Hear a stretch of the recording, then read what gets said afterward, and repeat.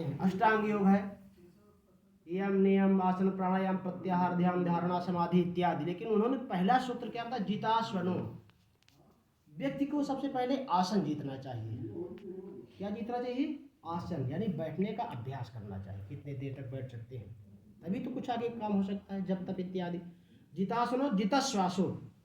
दूसरा उपाय उन्होंने कहा कि धीरे धीरे प्राणायाम के द्वारा, कुंभक रेचक पूरक इत्यादि जो प्राणायाम होते हैं उनके द्वारा धीरे धीरे श्वास को रोकने का प्रयास करना चाहिए। जितासो यानी जितासनो जितश्वासो। तीसरे उपाय बताते हैं जित संगो, यानी जीवन में जहाँ तक हो सके अच्छे व्यक्तियों का संग करना चाहिए, क्योंकि जैसा संग वैसा रंग। तो अच्छे व्यक्ति का संग करना चाहिए।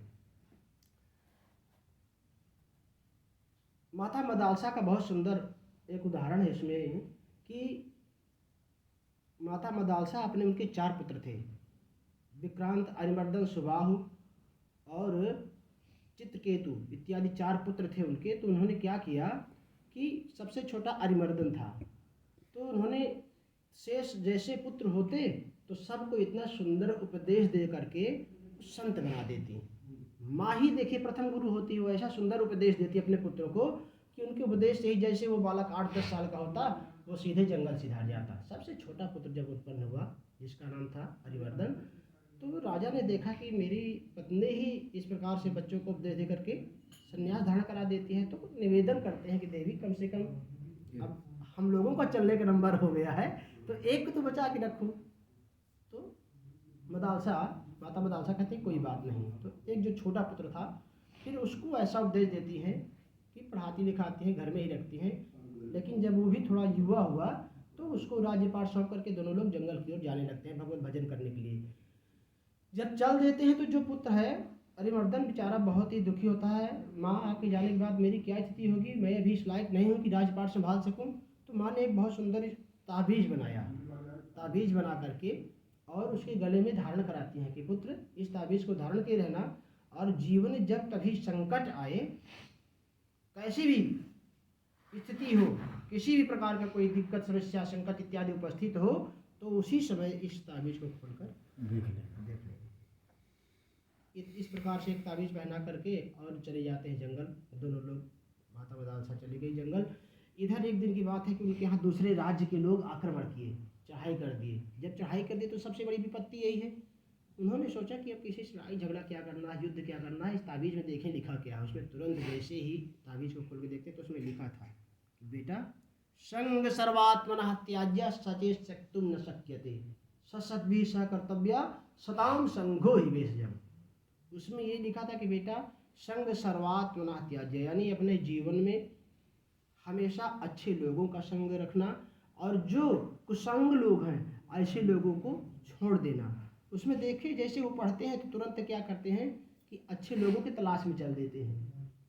दूसरे राजा आक्रमण किए हैं राज्य में और वो राजपाट छोड़ के चले गए जंगल। जंगल चले जाते हैं तो कौन मिलता है वहाँ? दत्तात्रेय गुरु तपस्या में लगे हुए हैं। कहा गुरुदेव इस जंगल में और आप मंगल मना रहे हैं, इतना सुंदर एकांत स्थान और बढ़िया भगवत भजन में समाधि में लगे हुए हैं, ना काहू को चिंता, ना काहू को किसी प्रकार कोई टेंशन इत्यादि नहीं, अपने में ही आत्माराम बने हुए, आत्मा में ही विरक्त एकदम मस्त आनंद में डूबे हुए हैं। जा करके उनको दंडवत प्रणाम करते हैं और दंडवत प्रणाम करने के बाद कहते हैं कि गुरुदेव मैं आपके शरण में आया हूँ। और जो माँ की शिक्षा थी उस शिक्षा की वजह से जब त्याग करके चले आए तो जो राजा आक्रमण करने के लिए गया था उसको आश्चर्य हुआ कि भाई कोई व्यक्ति अगर किसी के यहाँ चढ़ाई करता है, आक्रमण करता है, तो वो कुछ षड्यंत्र करता है या कुछ हमको सौंप देता, या लेकिन ये कैसा राजा आया बिना किसी तरह के कोई वाद विवाद किए ही सब कुछ हमको छोड़ करके चला गया। तो जो राजा गया था आक्रमण करने, वो इस प्रकार का आश्चर्य की घटना देख करके और उनके तलाश में लग गया कि इनको ढूंढो, ये गए कहाँ। तो वो भी ढूंढते ढूंढते पहुँचते जंगल में, देखते हैं तो गुरुदेव दत्तात्रेय जी और उनके समस्त वो राजा हरिवर्धन जी बैठे हुए हैं तपस्या में। बोले हम आपसे युद्ध भी जब जा गए, शरणागति हो गए गुरुदेव, मुझे भी शिक्षा दीजिए, क्योंकि ऐसा आश्चर्य। तो उन्होंने देखिए हकीकत बात कहा कि जीवन का जो सार है यही है। अभी हम युद्ध करते युद्ध में क्या होता, कुछ हमारे तरफ के सैनिक, कुछ आपके तरफ के सैनिक, दोनों तरफ से बेचारे मारे जाते। तो किसी प्रकार का हिंसा न हो। राजा का कर्तव्य ही है राज्य का पालन करना और प्रजा को किसी प्रकार की कोई तकलीफ न हो। तो युद्ध तो वो करते हैं जिनके मन में अनेकों प्रकार की लालसा भरी रहती है। मुझे किसी प्रकार का कोई राज्य का लोभ या लालसा था ही नहीं, मुझे चाहिए नहीं था। इसीलिए मुझे पता चला आप आक्रमण किए हैं तो आप राज्य करिए, मैं छोड़ के चलाया। तो वो भी उन्हीं के शरण में नतमस्तक हो गए। कहने का मतलब ये देखिए संग। तो क्या करना चाहिए कि जितासनो जितस्वाको जित संगो जितेंद्रिय। चौथे स्थान पर बताया गया कि धीरे धीरे जब आप यानी आसन, श्वास, प्राणायाम इत्यादि सबके द्वारा संग अच्छे हो जाएंगे तो फिर आप क्या करेंगे, इंद्रियां अपने आप धीरे धीरे फिर भगवान की ओर लगने लग जाएंगी।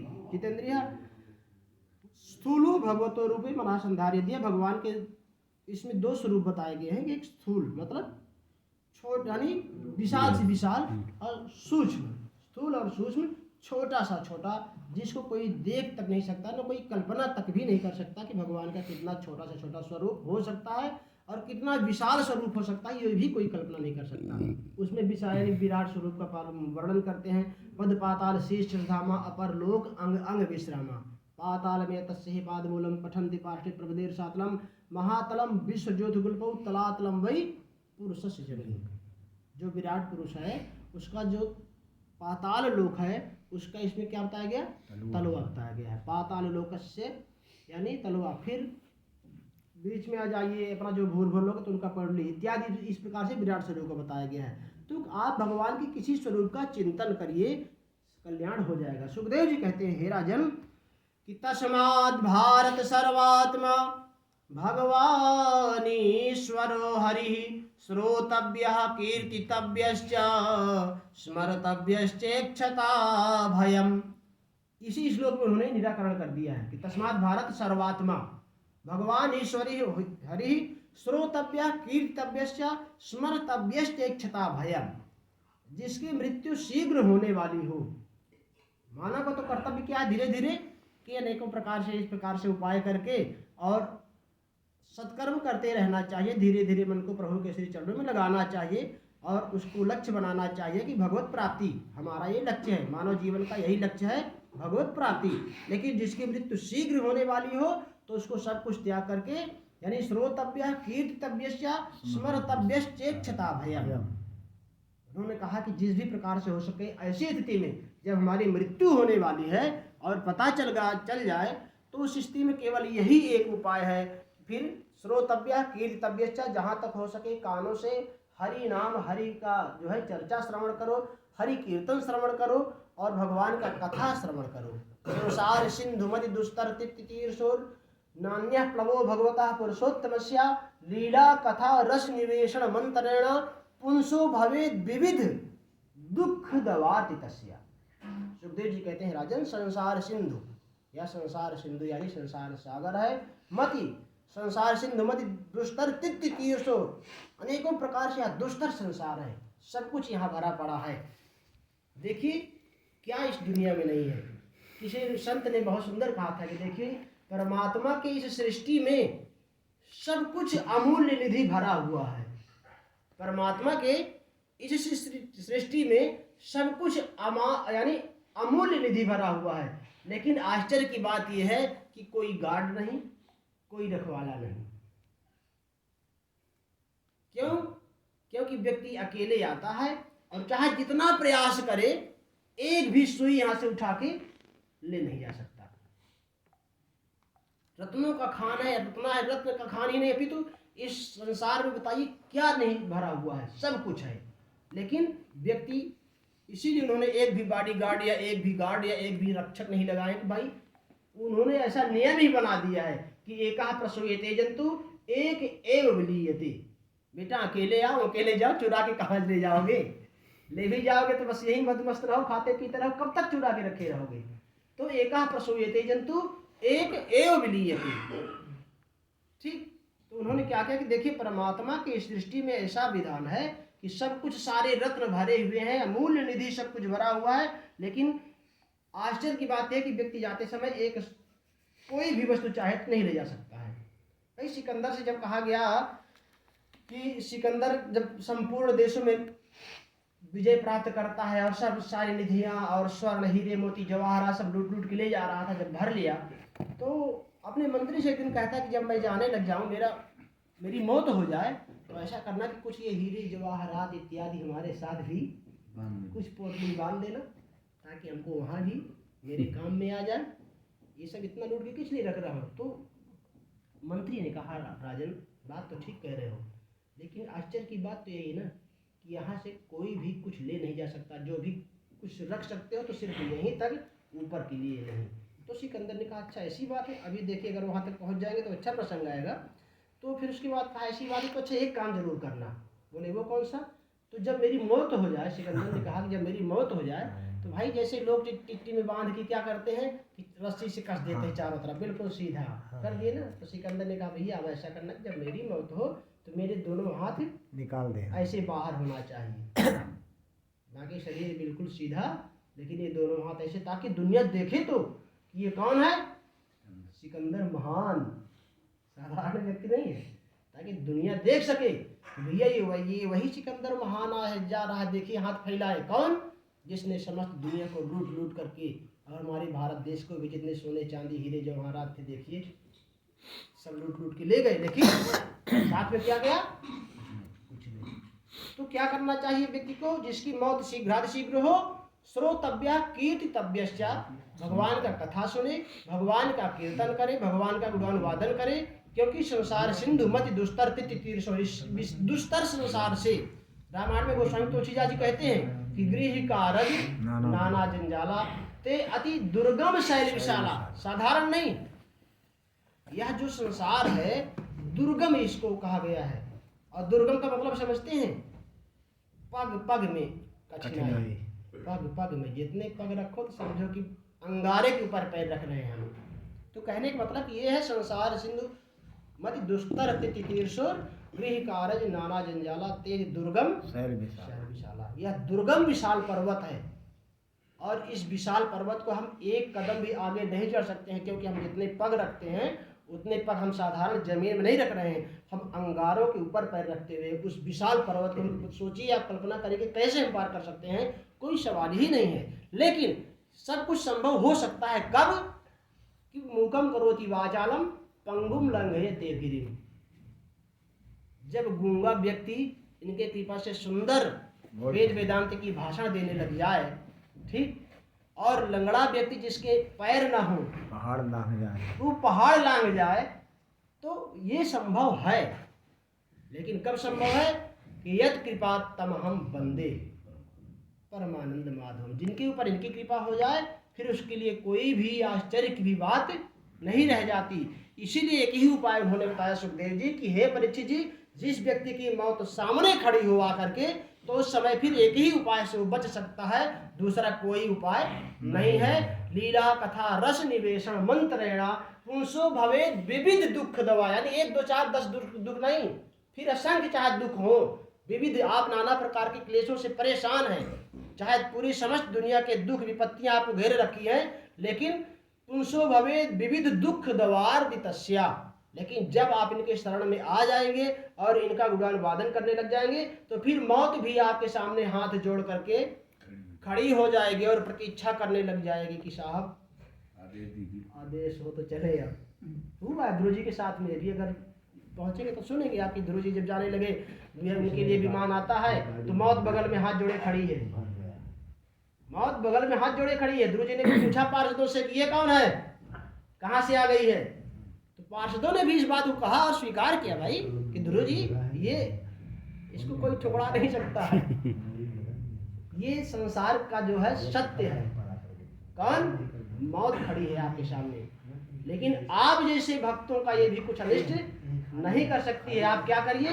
उन्होंने तुरंत कहा कि आप इसके सिर पर पैर रखिए और विमान में आरूढ़ हो जाइए। ध्रुव जी मुस्कुराए और मौत के सिर पर पैर रखते हैं, विमान में चढ़ जाते हैं, चल देते हैं। तो देखिए सुखदेव जी ने एक ही श्लोक में सारा निराकरण को कर दिया कि जिसकी मौत सामने खड़ी हो उसको केवल यही करना चाहिए, तस्मात् भारत सर्वात्मा भगवान ईश्वर हरि श्रोतव्य कीर्तव्यश्च स्मर्तव्यश्चेक्षता भयम्।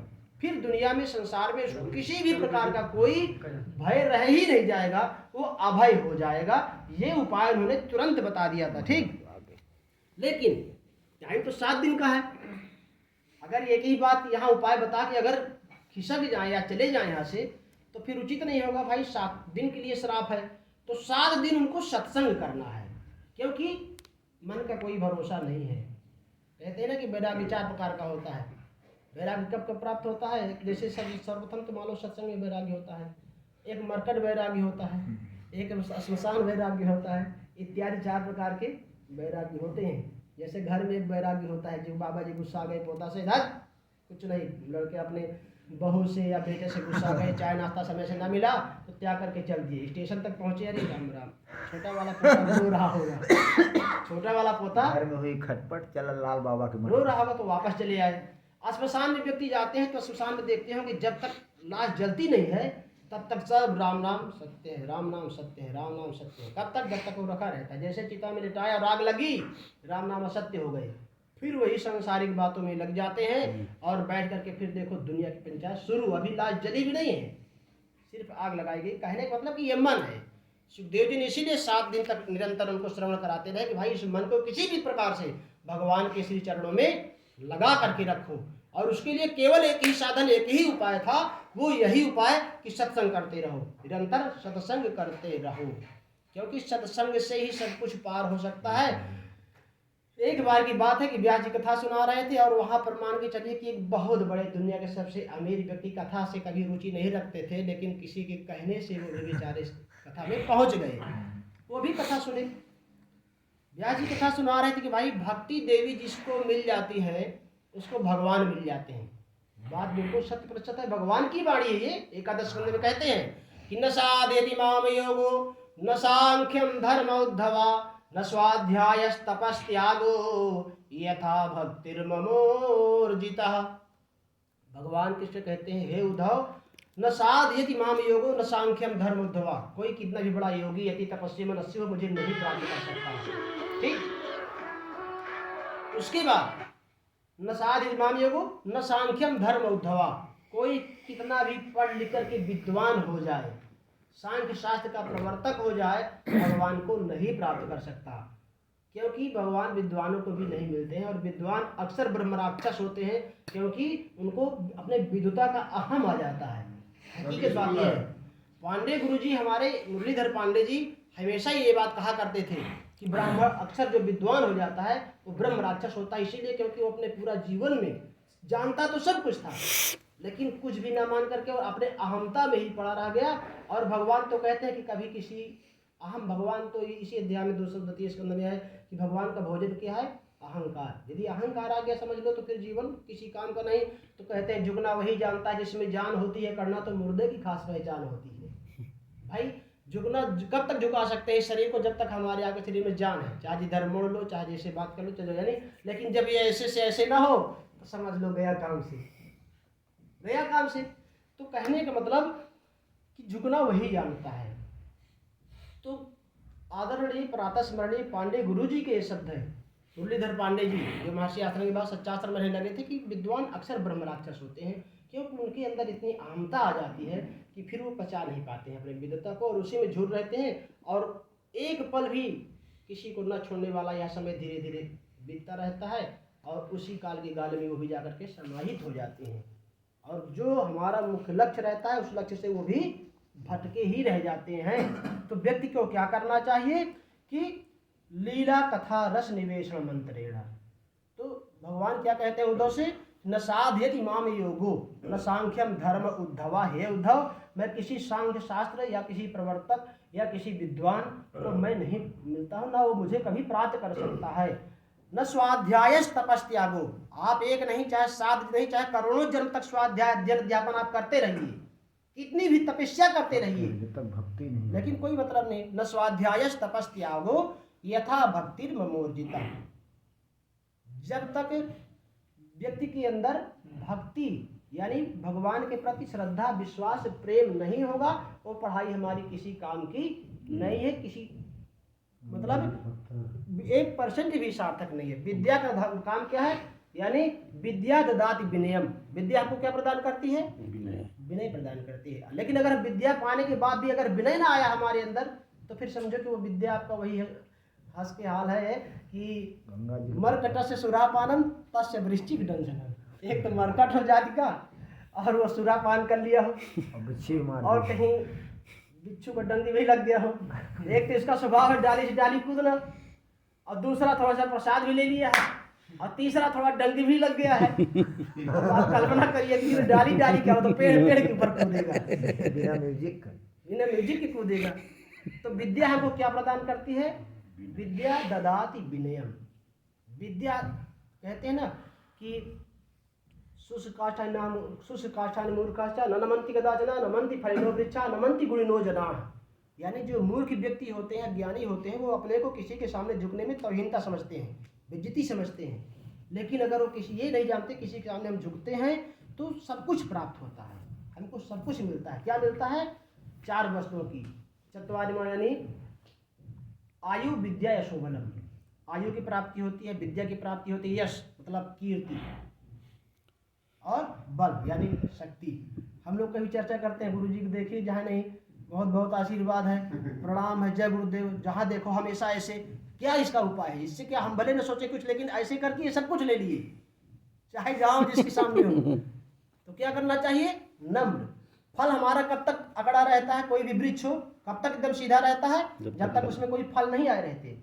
और जिस वृक्ष में जितना अधिक फल आ गया वो उतना ही नीचे की ओर झुक जाता है। वृक्ष तो तब साथ एकदम तना रहेगा जब उसमें कोई वृक्ष ही नहीं रहेगा, उस मतलब कोई फल ही नहीं रहेगा।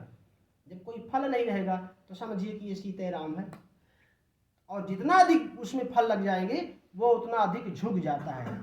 लेकिन जो सूखी लकड़ी होगी आप तो उसको आप झुका के तोड़ सकते हैं, लेकिन झुका नहीं सकते हैं।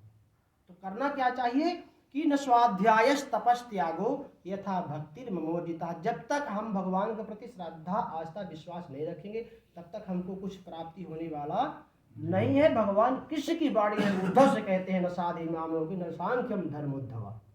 तो करना क्या चाहिए कि व्यक्ति को सरल होना चाहिए। ये राजेश्वरानंद जी दृष्टांत कहते हैं, आप सब लोग जानते हैं एकादशी की कहानी कि किस प्रकार से भगवान सरल व्यक्ति को मिलते हैं। भगवान किसको मिलते हैं कि व्याधस्या चरणम ध्रुवस चयो विद्या गजेंद्र से का जातिर्विदुरस्य यादवपते रुग्रस्य किम पौरुषम कुब्जाया किम नाम रूपमधिकम किम तत्सुदाम्नो धनम भक्त्या तुष्यति केवलम परमया भक्ति प्रियो माधव। भगवान किसको मिलते हैं? व्याधस्या चरणम। भगवान किसी की जाति पात नहीं देखते, किसी की विद्वता नहीं देखते, किसी की सुंदरता नहीं देखते, किसी का धन दौलत ऐश्वर्य नहीं देखते। हम वहाँ पर फिर पहुँच गए कहाँ पर कि जो महाशय जी गए थे कथा सुनने, ठीक नास्तिक थे, कभी कथा सुनने नहीं गए थे, लेकिन किसी के संग में चले गए। वहाँ पर व्यास जी कह रहे थे जिसको भक्ति मिल जाती है उसको भगवान मिल जाते हैं। गए भाई, रुपए पैसे कमी नहीं थी, अरबपति थे, खरीदने पहुँच गए। कथा ये चल रही थी भक्ति मिले भगवान मिल जाएंगे, बस इतना सुने वापस चले गए। और सगल पता लगाते हैं भाई उनके बहुत सारे हर देश में हर प्रांत में उनकी फैक्ट्रियाँ थी, सगल सभी जगह कह देते हैं भक्ति जहाँ मिल जाए खरीद लो, भक्ति जहाँ मिल जाए खरीद लो, पर पैसे की चिंता मत करना, जितना भी दाम लग जाए खरीद लो, बिना संकोच खरीद लो, क्योंकि भक्ति जिसको मिल जाती है भगवान मिल जाते हैं। आज मैंने कथा में सुना है, अब सभी जगह पता लगाते हैं कहाँ भक्ति मिलने वाली है। भक्ति कोई बाजार में तो बिकने वाली वस्तु है नहीं। दूसरे दिन जब कहीं उनको नहीं मिला, सभी जगह से उनको निरुत्तर ही प्राप्त हुआ, तो दूसरे दिन फिर वहाँ पहुँचते हैं और कथा के बीच में ही जाकर के व्यास जी के सामने कहते हैं, गुरु जी आप बहुत झूठ बोलते हैं। गुरु जी कहा भैया कौन सा झूठ बोल दिया मैंने? आपने कल की कथा में कहा है कि जिसको भक्ति मिल जाती है उसे भगवान मिल जाते हैं। मैंने समझ दुनिया में पता लगा लिया भक्ति कहीं मिली ही नहीं। आपने झूठ बोला। बोले महाशय जी यदि भक्ति किसी बाजार में बिकने वाली वस्तु होती तो आप जैसे महान आत्माएं स्वयं भगवान बनकर बैठ जाते। जो पैसा वाले लोग हैं, बताओ दुनिया तो खरीदे ही बैठे हैं, क्या उनसे बचा हुआ है? भक्ति खरीद लेते। तो वैज्ञानिक लोग वैसे भी नासा वाले या देखो अमेरिका वाले क्या क्या प्रयास नहीं कर रहे हैं। शरीर को कितने साल तक रखने का प्रयास कर लिए, इसको बचाने का प्रयास कर लिए। दूसरा इस शरीर मृत शरीर में जो है प्राण डालने का भी उपाय किए, सब उपाय किए, लेकिन कोई उपाय सफल नहीं हुआ। कोरोना काल में सबसे अधिक दुनिया में कोई मरा है तो अमेरिका वाले मरे हैं।